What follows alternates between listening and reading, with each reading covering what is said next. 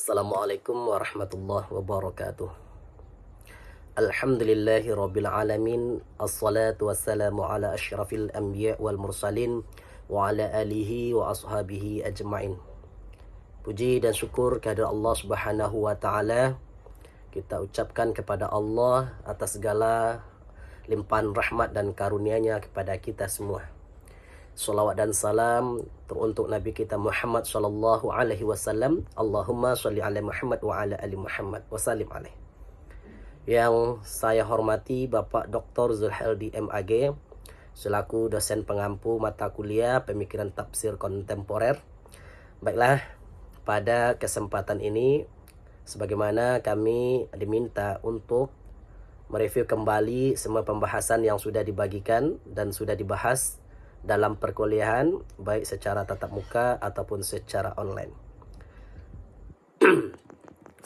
Pada perkuliahan ini, yakni mata kuliah Pemikiran Tafsir Kontemporer, dosen kami Bapak Dr. Zulhaldi MAG itu membagi menjadi dua bagian, yakni bagian pertama metode penafsiran kontemporer dengan 7 pembahasan, yaitu metode Fazlur Rahman, kemudian ada metode Muhammad Arkun, metode Nasar Hamid Abu Zaid, kemudian metode Muhammad Syahrur, kemudian metode Toshihiko Izotsu, kemudian metode Abdul Al-Hayya Al-Farmawi, dan tafsir dan hermetika. Kemudian bagian kedua yaitu tema penafsiran kontemporer, yaitu penafsiran yang bersinggungan dengan keadaan kontemporer, yaitu keadaan sekarang. Salah satunya yaitu moderasi beragama, pernikahan beda agama, kesetaraan gender, kepemimpinan non-muslim, mencalonkan diri menjadi pemimpin, nasionalisme seorang muslim, kemudian zakat, profesi, dan wakaf. Baiklah, saya akan mereview kembali pembahasan tersebut secara satu persatu. Yang pertama metode penafsiran kontemporer yaitu Fazlur Rahman dengan metode double movement-nya. Fazlur Rahman merupakan tokoh pembaharu Islam yang hidup pada abad ke-19. Beliau lahir pada tahun 1919 dan meninggal pada tahun 1988. Beliau bermazhabkan Maliki. Dalam metodenya yang terkenal yaitu double movement adalah menafsirkan Al-Quran dalam bentuk dua gerakan yang berkembang pada masa itu di Amerika. Gerakan pertama adalah kembali ke konteks bagaimana Al-Quran itu diturunkan pada dahulu kalanya. Kemudian pada gerakan kedua kita melihat situasi kita atau konteks kita saat ini. Kelak akan kita temukan jalan tengah win-win solution daripada masalah yang kita temukan pada saat sekarang. Jadi metode ini, dua gerakan ini yaitu melihat bagaimana historisnya dari ayat tersebut ketika diturunkan pada zaman diturunkannya itu, kemudian gerakan keduanya yaitu bagaimana konteks itu dibawakan pada saat sekarang. Itulah metode yang terkenal oleh Fazlur Rahman. Misalnya ada ayat Ati Allah wa ati'ur rasul wa ulil amri minkum. Jadi pada ayat ini menjelaskan tentang ketaatan dalam beragama. Namun jika kita ketika dengan konteks sekarang, bisa kita gunakan ayat ini yaitu untuk kewajiban dalam bernegara. Di samping kewajiban beragama yaitu mentaati Allah dan mentaati Rasul termasuk ulil amri, maka bagian ulil amri itu bisa kita ambil yaitu untuk kewajiban dalam bernegara, mentaati pemimpin. Kemudian itu yang pertama. Kemudian ada Nasr Hamid Abu Zaid. Beliau adalah seorang sarjana dan pemikiran muslim asal Mesir yang dikenal karena kontribusinya dalam bidang studi Islam dan pemikiran kritis. Ia lahir pada tanggal 1 Juli 1943 di Mesir. Dia dibesarkan dalam keluarga yang taat beragama. Abu Zaid mendapatkan pendidikan awalnya di kota kelahirannya dan kemudian melanjutkan studinya ke Universitas Ensam di Kairo, Mesir. Salah satu pemikirannya yaitu tentang metode penafsiran Al-Quran berdasarkan pendekatan takwil dan tafsir. Metodologi yang dibangun oleh Nasr Hamid, ia membedakan antara konsep tafsir dan takwil. Tafsir memiliki pengertian menyingkap sesuatu yang tersembunyi atau tidak diketahui yang bisa diketahui karena adanya media tafsirah. Sedangkan takwil adalah kembali ke asal-usul sesuatu untuk mengungkap makna dan maghza. Makna merupakan yang dibangun berdasarkan gramatika teks, sehingga makna yang dihasilkan adalah makna-makna gramatik. Sedangkan maghza menunjukkan pada makna dalam konteks sosial historis. Dalam proses penafsiran kedua hal ini sangat berhubungan kuat satu sama lain. Maghza selalu mengikuti makna, begitupun sebaliknya.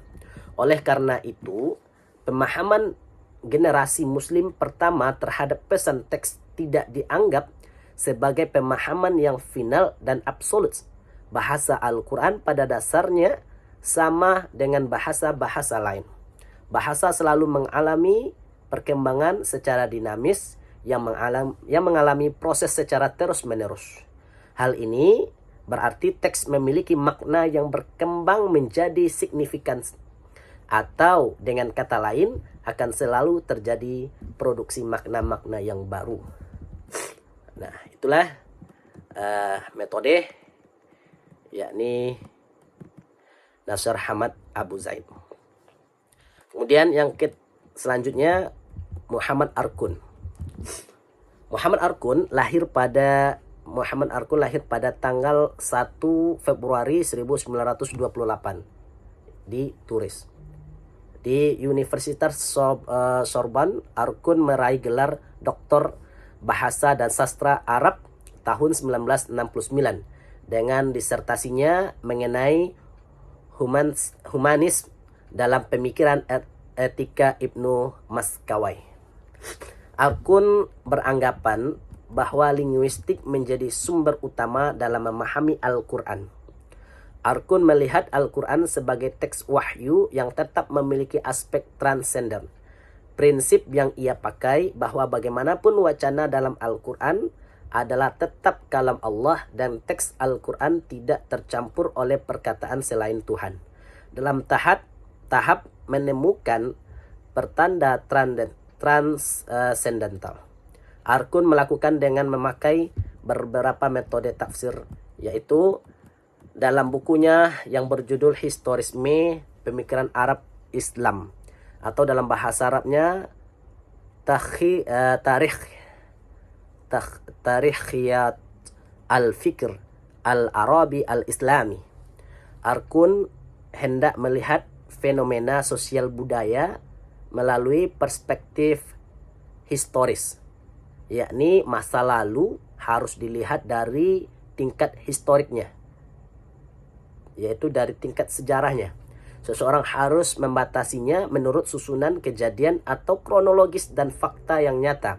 Aplikasi metode ini dalam teks-teks agama. Menurut Arkun dibutuhkan makna-makna baru yang secara potensial ada dalam teks-teks tersebut. Jadi melihat kembali kepada historis bagaimana teks-teks ayat itu diturunkan pada masa itu, kemudian akan dikaitkan dengan makna-makna baru yang bersinggungan atau bersesuaian dengan makna-makna historis yang pada zaman diturunkan wahyu tersebut. Kemudian dalam semiotika, Arkun berusaha menunjukkan fakta sejarah tentang bahasa Al-Quran dan kandungannya. Beliau menyarankan bahwa analisa semiotika Al-Quran pada dasarnya mempunyai dua tujuan. Pertama, untuk menampakkan fakta sejarah dari bahasa Al-Quran, dan kedua untuk menunjukkan bagaimana makna baru dapat diperoleh dari teks Al-Quran tanpa dibatasi oleh metode kajian tradisional. Baik, kemudian selanjutnya Muhammad Syahrur lahir di Solia, Damaskus, Syria pada tanggal 11 April 1938. Nama lengkapnya ialah Muhammad Syahrur bin Diyad. Pendidikan pertama Syahrur diawali dengan jenjang ibtida dan i'dad pada sebuah madrasah di kota kelahirannya. Sedangkan pada jenjang thanawiyah di lembaga pendidikan Abdul Rahman Al-Kawakibi, Damaskus, dan lulus pada tahun 1957. Adapun karya-karya Syahrur dapat dilihat dari dalam dua bentuk kajian, yaitu bidang-bidang teknik bangunan dan bidang keislaman. Di bidang teknik karangannya adalah Al-Handasah Al-Asasiyah. Kemudian adapun karyanya dalam kajian keislaman adalah Al-Kitab wa Al-Quran.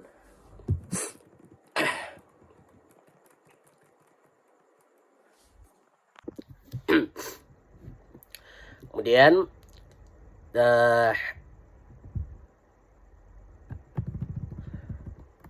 Muhammad Syahrur memiliki metode yaitu teori limit, merupakan salah satu kontribusi orisinil Syahrur dalam survei selama lebih kurang 20 tahun ketika dia menulis sebuah buku Al-Kitab wa Al-Quran. Bagian ini akan menjelaskan tentang teori batas, yaitu teori batas yang dipakai untuk merespon problem kontemporer. Salah satu contoh teori limit yaitu suatu batasan yang memberikan batasan. Muhammad Syahrur dengan halahad al-adna, yaitu posisi batas minimal. Daerah hasilnya berbentuk kurva terbuka yang memiliki satu titik batas minimum dan terletakkan berhimpit dengan garis sejajar sumbu X.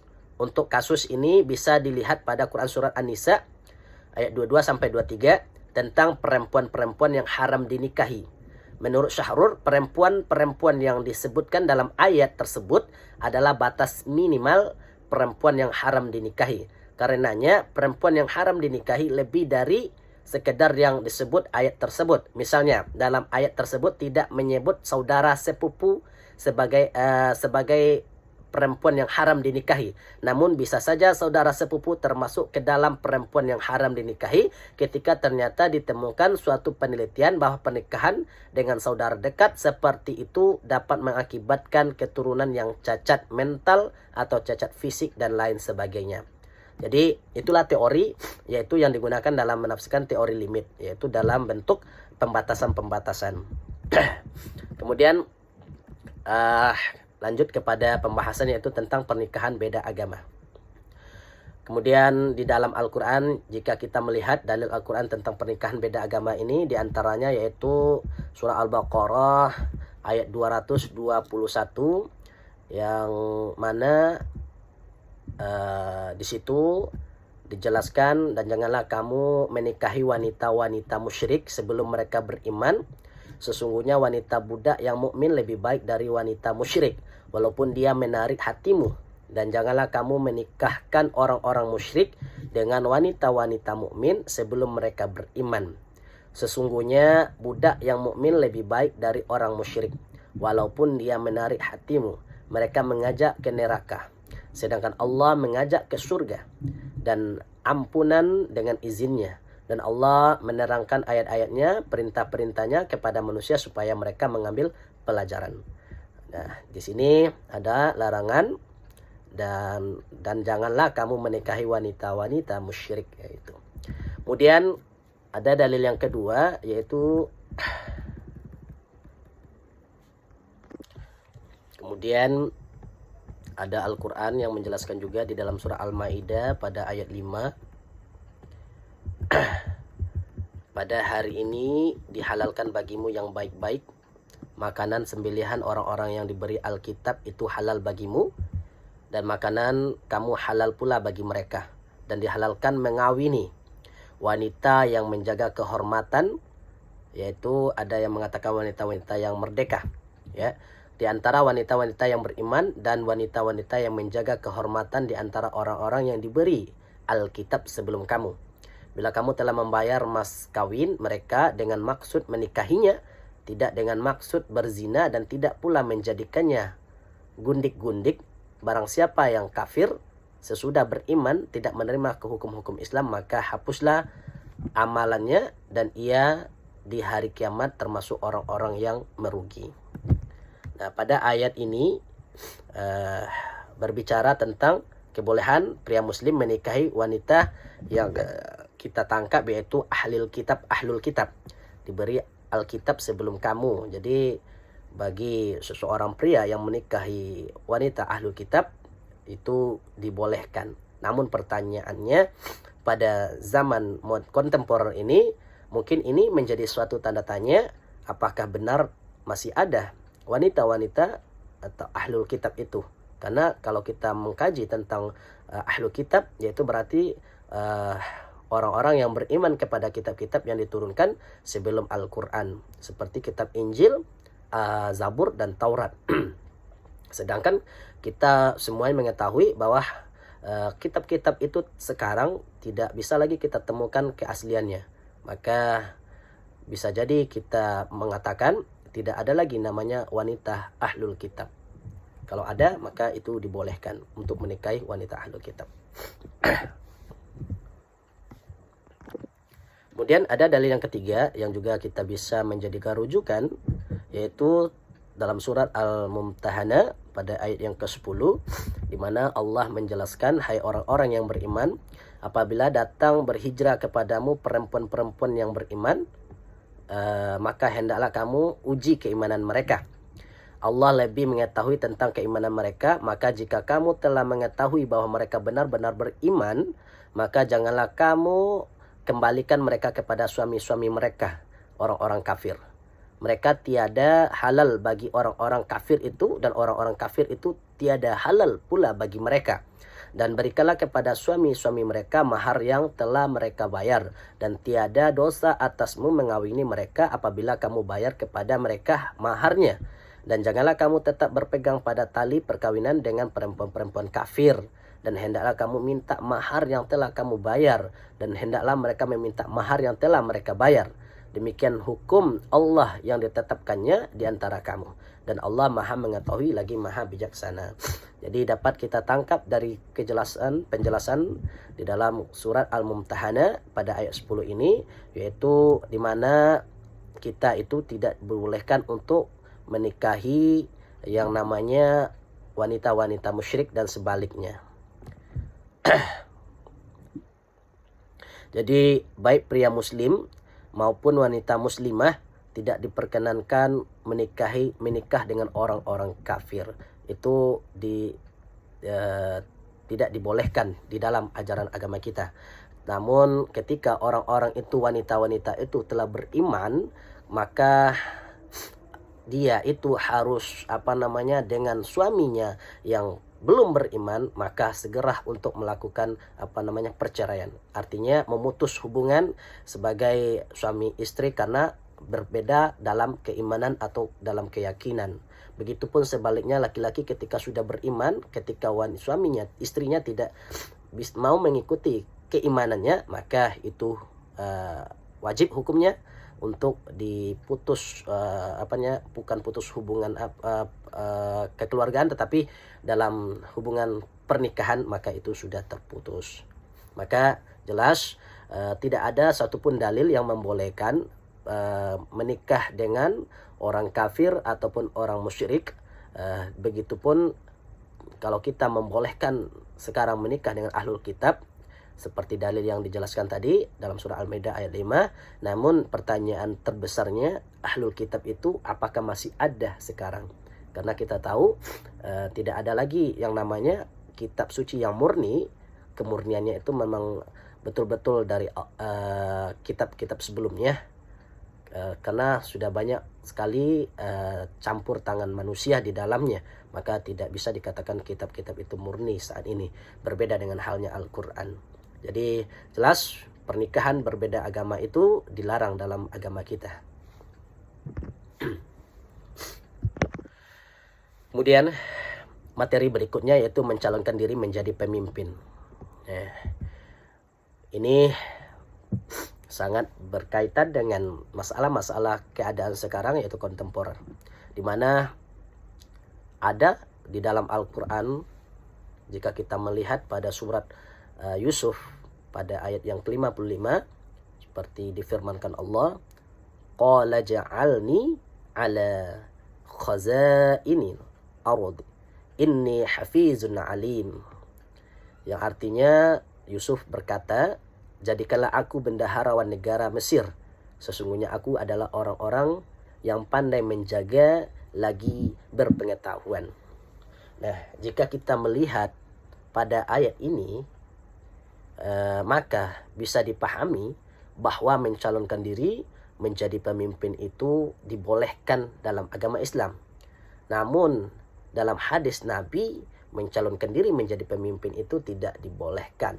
Sebagaimana salah satu riwayat dalam hadis meriwayatkan kepada kami Abu An-Na'man Muhammad bin Al-Fadil dari Jarir bin Hazim, dari Al-Hasan, dari Abdurrahman bin Samurah. Dia berkata, Rasulullah Shallallahu Alaihi Wasallam telah bersabda kepadaku, wahai Abdurrahman bin Samurah, janganlah kamu meminta jabatan, karena sesungguhnya jika diberikan jabatan itu kepadamu dengan sebab permintaan, pasti jabatan itu sepenuhnya akan diserahkan kepadamu tanpa pertolongan dari Allah.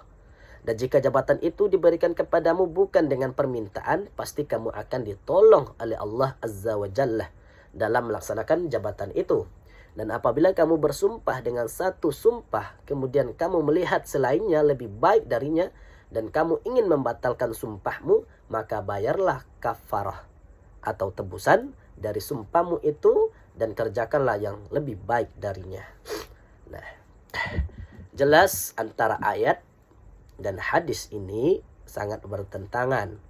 Namun jika kita menelusuri lebih jauh, yaitu munasabah ayat sebelumnya, maka di ayat 54 sudah dijelaskan bahwa rajalah yang awalnya meminta Nabi Yusuf untuk menjadi bagian di pemerintahannya, karena sang raja melihat kepintaran dari Nabi Yusuf seperti dijelaskan pada ayat-ayat sebelumnya.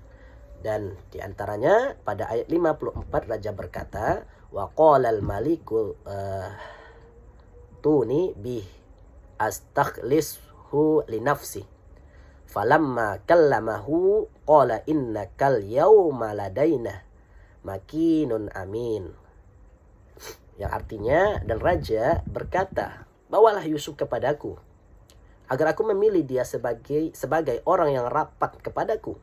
Maka tatkala raja telah bercakap-cakap dengan dia, berbicara-bicara, berbincang-bincang, kemudian raja ini melihat kepintarannya Yusuf. Sesungguhnya kamu mulai hari ini, kata Nabi, kata raja, menjadi seorang yang berkedudukan tinggi lagi dipercaya pada sisi kami. Nah, maka dapat kita simpulkan bahwa pencalonan diri menjadi pemimpin di dalam agama kita itu tidak dibolehkan. Jika ada yang mengaitkannya dengan surat Yusuf ayat 55 tadi, karena Nabi Yusuf katanya mencalonkan diri, itu kita bisa melihat munasabahnya. Bukan Nabi Yusuf yang mencalonkan dirinya sebagai pemimpin. Awalnya bukan Nabi Yusuf, tetapi itu berawal dari raja, pemimpin saat itu, di masa itu. Raja itu melihat kepintaran dan kehebatan, kepandaian dari sang Yusuf. Kemudian dengan melihat itu semua, nah raja memanggil Yusuf, kemudian menyampaikan kepada Yusuf, pada hari ini, kata Nabi, kamu adalah bagian dari kepemimpinanku. Nah, baru melalui itu Nabi Yusuf memberikan pendapatnya, jadikanlah aku bendaharawan. Jadikanlah aku bendaharawan negara Mesir. Sesungguhnya aku adalah orang yang pandai menjaga lagi berpengetahuan. Nah, maka dapat kita simpulkan bahwa mencalonkan diri menjadi pemimpin di dalam agama kita itu dilarang atau tidak dibolehkan, kecuali ketika kita diamanahkan. Semua orang akan melihat kita, semua orang akan memandang kita. Jika kita memiliki potensi itu, maka akan ada orang-orang baik, orang-orang yang berpengetahuan akan mengangkat kita, akan mencalonkan diri kita menjadi pemimpin.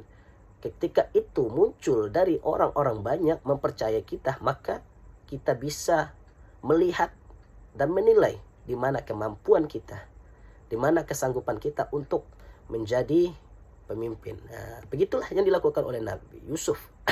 Tidak semena-mena dia mengambil berbagai macam jabatan, tetapi dia mengukur dirinya di mana dia yang pas untuk menjadi seorang pemimpin. Maka Nabi Yusuf mencalonkan dirinya untuk menjadi bendaharawan negara. Gitu. Nah, tidak dibolehkan kecuali diamanahkan untuk menjadi pemimpin. Ya, seperti Nabi Yusuf tadi. Maka jika diamanahkan menjadi pemimpin, pilihlah jabatan yang sesuai dengan ilmu dan kemampuan kita. Agar apa? Agar yang kita pimpin itu sesuai dengan standarnya atau sebagaimana mestinya gitu. Karena kita berpengetahuan tentang itu. Gitu. Seperti Nabi Yusuf yang ditawarkan oleh sang raja untuk masuk ke dalam kepemimpinannya. Kemudian Yusuf memilih jabatan menjadi bendaharawan kerajaan karena itu sesuai dengan kemampuannya. Jadi jelas sudah mencalonkan diri.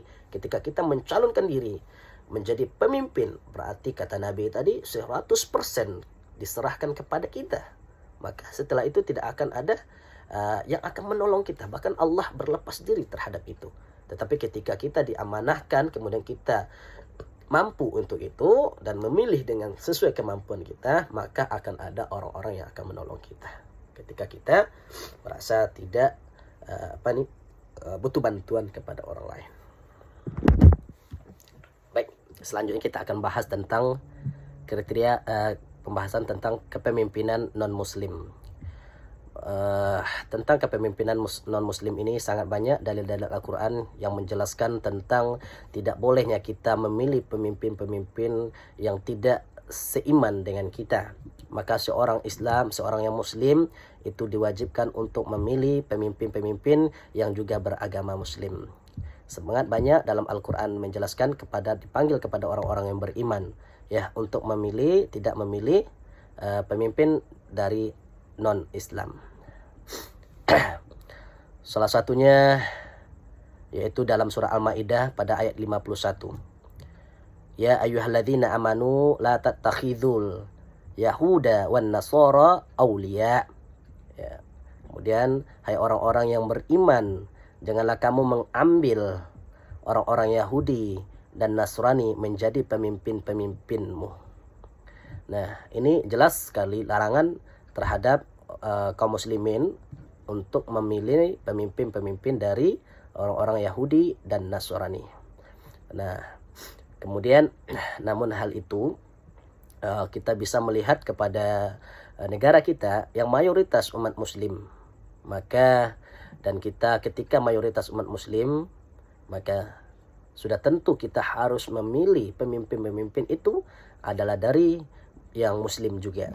Karena begini, ketika kita memilih pemimpin-pemimpin yang tidak beragama Islam dan kita bisa mungkin menilai, oh ini bagus, keilmuannya, keadilannya bagus, tetapi mereka itu adalah perwakilan dari orang-orang Yahudi yang tentu saja sedikit banyaknya memiliki misi dan visi dan misi untuk ajaran untuk agamanya, yaitu Nasrani, Yahudi dan yang lainnya.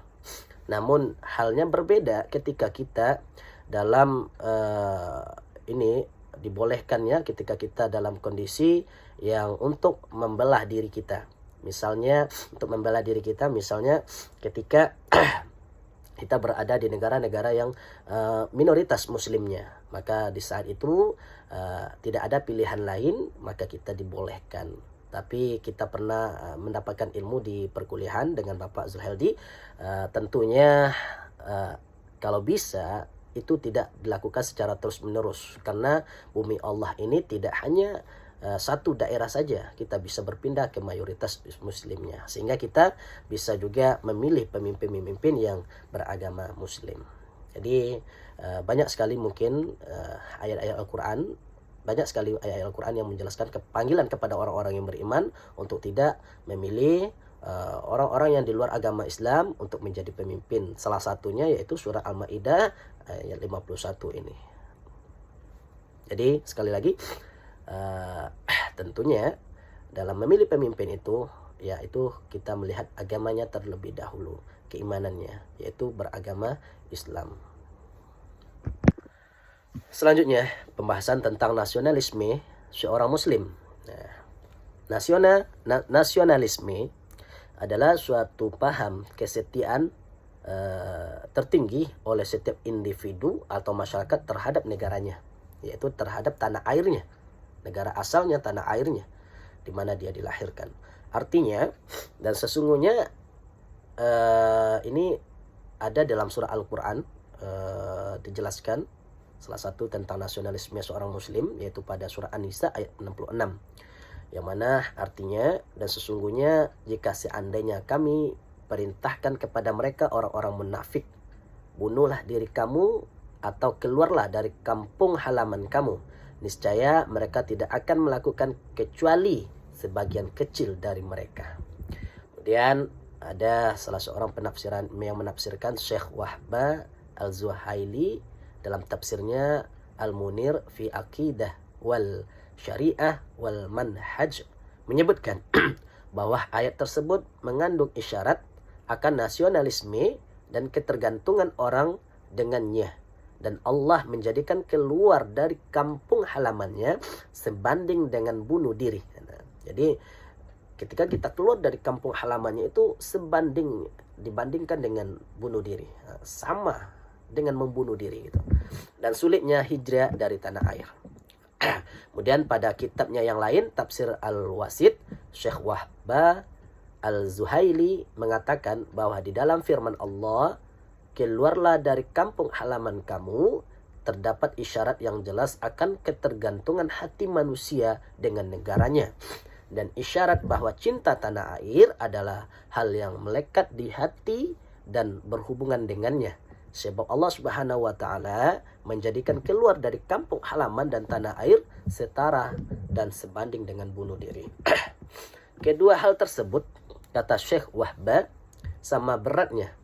Kebanyakan orang tidak akan membiarkan sedikit pun tanah dari negaranya, manakala mereka dihadapkan pada penderitaan, ancaman, dan gangguan. Maka setiap kita tentu akan membela tanah air kita, akan memperjuangkan tanah air kita. Salah satu itulah sikap sebagai seorang nasionalisme. Maka dapat kita simpulkan, sikap nasionalisme adalah sikap yang memiliki kecintaan terhadap tanah airnya, siap berkorban dan membela tanah airnya. Kemudian pada pembahasan berikutnya, yaitu zakat profesi dan wakaf.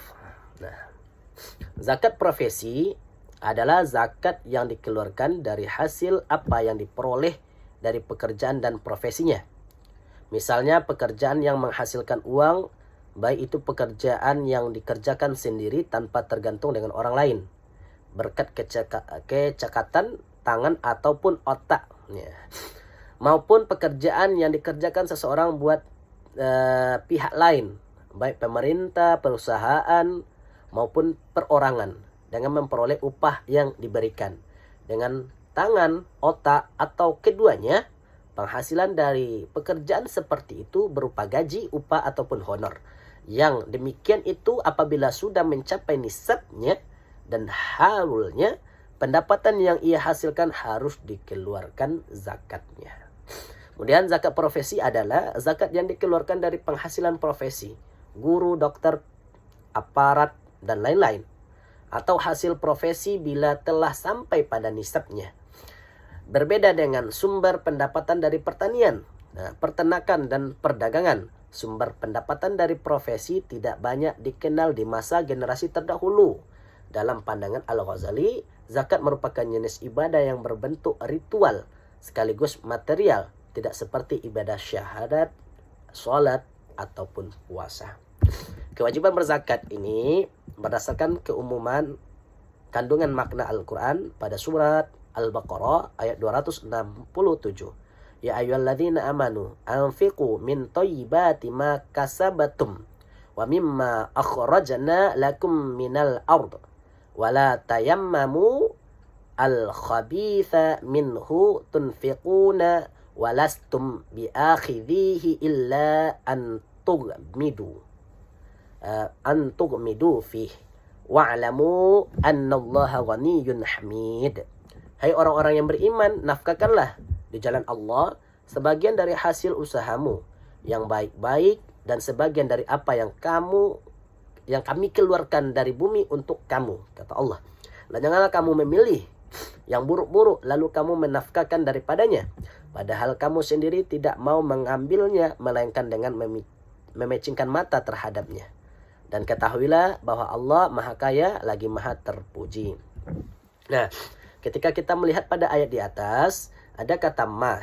Ma adalah di dalam ayat ini termasuk kata yang mengandung pengertian yang umum, yang artinya apa saja. Apa saja yang kita miliki. Sebagian dari hasil apa saja yang kamu usahakan yang baik-baik, maka jelaslah bahwa semua macam penghasilan termasuk gaji, honor, dan lain-lain terkena wajib zakat berdasarkan ketentuan Quran Surah Al-Baqarah ayat 267 tersebut, yang mengandung pengertian yang umum asal penghasilan tersebut telah melebihi kebutuhan pokok hidupnya dan keluarganya, sandang, pangan, papan, beserta alat-alat rumah tangga, alat-alat kerja atau usaha, kendaraan, dan lain-lain. Ya, yaitu berdasarkan yang telah memenuhi kebutuhan pokok seseorang. Kemudian sisa dari gaji atau honor itu, maka disitulah peluang kita untuk dikenakan wajib berzakat. Ketika sudah mencapai haul dan nisabnya. Kemudian wakaf. Wakaf kalau kita bisa lihat secara bahasa artinya berhenti atau terputus. Nah, apa artinya? Artinya terputusnya hak milik seseorang karena sudah diwakafkannya. Jadi yang menerima wakaf itu yaitu adalah Allah. Jadi dia serahkan kembali kepada Allah. Ya. Jadi pemiliknya itu adalah Allah. Kemudian jadi penerima wakaf itu adalah Allah dan pengelolanya itu adalah secara bersama oleh umat muslim. Jadi diserahkan kepada umat muslim untuk mengelolanya. Yang artinya itu adalah dikembalikan kepada Allah. Misalnya tanah yang diwakafkan. Nah, tanah yang diwakafkan untuk membangun masjid. Maka yang menjadi milik terhadap tanah itu adalah masyarakat umat Islam. Nah, siapa saja bisa untuk melaksanakan sholat di situ, membangun masjid, siapa saja bisa berinfak di situ, ya, untuk beribadah di situ. Nah, jadi itu dia ya. Jadi tahap tanah itu adalah terhadap tanah itu adalah Allah dan pengelolanya diserahkan kepada umat muslim atau manusia. Maka harta wakaf tidak boleh dijadikan sebagai ladang bisnis. Ya. Mungkin misalnya dibangun untuk wakaf itu untuk yayasan. Kemudian di situ ada celah bisnis untuk memperkaya diri, maka itu tidak dibolehkan. Kecuali sekedar diambil untuk kebutuhan memang untuk kebutuhannya. Lebih dari itu maka tidak dibolehkan. Maka tanah wakaf itu adalah hak milik bersama umat Islam, kemudian dikembangkan oleh kalau dikembangkan boleh ya. Mengembangkan kemudian untuk kebutuhan maslahat umat, untuk keumatan, maka itu dibolehkan. Jadi wakaf adalah terhentinya hak milik seseorang yang ketika dia menyerahkan kepada masyarakat, kepada umat, yang secara otomatis dia menyerahkannya kepada Allah, cuman secara pengelolaannya itu dikembalikan kepada umat, baik umat Islam ataupun kepada masyarakat tertentu. Mungkin itu tentang wakaf. Baik, mungkin hanya itu dulu yang dapat saya sampaikan. Mungkin ada beberapa materi yang belum saya sampaikan di video ini. dan saya kepada Bapak minta maaf terhadap mungkin dari segi pembahasan saya yang kurang maksimal, kemudian dari segi bahasa yang saya gunakan mungkin juga ini belum maksimal juga. Jadi itu yang mungkin bisa saya review kembali materi-materi yang sempat belajar dengan Bapak, karena ada juga beberapa materi yang saya tidak ikut kemarin itu di bulan puasa karena ada aktivitas. Dan maaf juga kepada Bapak mungkin keterlambatan untuk mengirim video ini karena beberapa hari ini kondisi badan yang kurang mendukung. Terima kasih saya ucapkan, semoga ini bermanfaat dan insya Allah akan ada ini apa namanya sebagai pembelajaran bagi saya untuk meningkatkan kembali. Terima kasih. Wabillahi taufiq wal hidayah. Assalamualaikum warahmatullahi wabarakatuh.